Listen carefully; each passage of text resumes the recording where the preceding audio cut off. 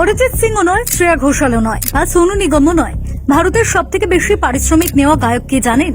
Show করতে কত টাকা নেন তিনি? জানলে অবাক হবেন আপনিও। দেখুন কে এই গায়ক। গায়ক হওয়ার স্বপ্ন চোখে নিয়ে অনেকেই পাড়ি দেন বলিউডে। মায়া নগরীতে যাওয়ার পর কিছুজন প্রতিষ্ঠা পান, আবার কিছুজন হারিয়ে যান। যারা প্রতিষ্ঠা পেয়েছেন তাদের মধ্যে কিছুজনের গান সবসময় মুগ্ধ করে শ্রোতাদের। প্রথম সারির ভারতীয় গায়কদের তালিকায় অবশ্যই অরিজিৎ সিং, সোনু নিগম কিংবা শ্রেয়া ঘোষালের নাম দিতে হয়। স্বাভাবিকভাবেই দেশের অন্যান্য শিল্পীদের তুলনায় এদের গান গাওয়ার পারিশ্রমিকও যথেষ্ট বেশি, কিন্তু তা কখনোই 1 কোটি টাকার বেশি নয়। অথচ এমনও এক ভারতীয় গায়ক রয়েছেন যিনি একটা গান গাওয়ার জন্য 3 কোটি টাকা পারিশ্রমিক নেন। বিশ্বজোড়া খ্যাতি রয়েছে এমন ভারতীয় গায়কের সংখ্যা নেহাতি কম নয়। স্রেফ বিদেশের মাটিতে অনুষ্ঠান করাই নয়, বিভিন্ন কারণে তাদের জগৎজোড়া সুনাম।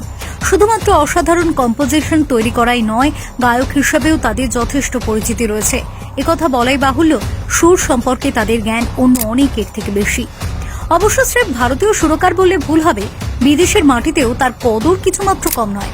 বহু বিদেশি গায়ক গায়িকা তার কাছে তালিম নিতে ভারতে আসেন, এমনকি মার্কিন মুলুকের বিভিন্ন কনসার্টেও তার বানানো সুর বাজানো হয়। কথা বলছি এআর রহমান সম্পর্কে। দীর্ঘদিন ধরে ভারতীয় সঙ্গীত জগতের সঙ্গে যুক্ত তিনি। অগন্তি বলিউড সুপারহিট সিনেমায় তিনি সঙ্গীত পরিচালনার কাজ করেছেন।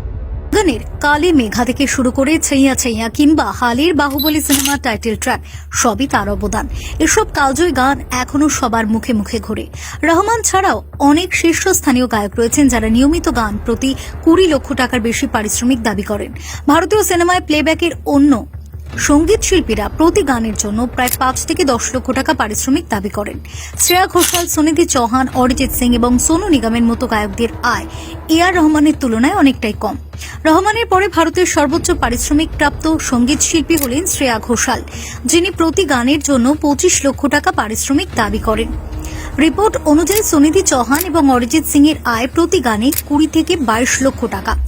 আর.ডি. বর্মনের পর যদি কেউ ভারতীয় সঙ্গীতে এত বিস্তারিতভাবে বুঝে থাকেন, তবে তা এআর রহমান। খুব বাছা ছবিতে নির্দিষ্ট পরিচালকের সঙ্গে তিনি কাজ করেন। ভারতীয় সঙ্গীতে তার যে অবদান তা সম্মান না করে উপায় নেই।